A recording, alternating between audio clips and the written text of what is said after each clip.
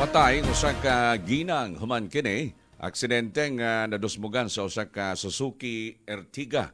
Nahitabo kini sa National Highway barangay Canuba Hagna niadtong Sabado sa buntag. Nailhan sa kapulisan kung nailhan ang biktima nga si Luz Biminda Acebo. Minyo nagapuyo kini sa barangay Canuba. Gibutyag sa kapulisan nga lulan kini sa gimaneho nga Suzuki Ertiga. Ang nailhang driver nga si Norman Acero, 84 anyos, lumulupyo kini sa Sitio Manao, Barangay East, Lungsod Daan, Garcia Hernandez.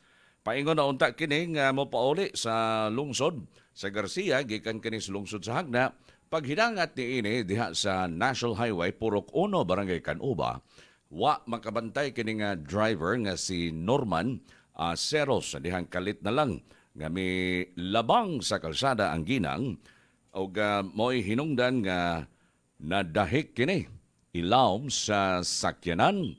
Kini nga biktima hinungdan usab sa pagkaangkod o grabing angol, hinungdan sa hinanali usab ni ining kamatayon.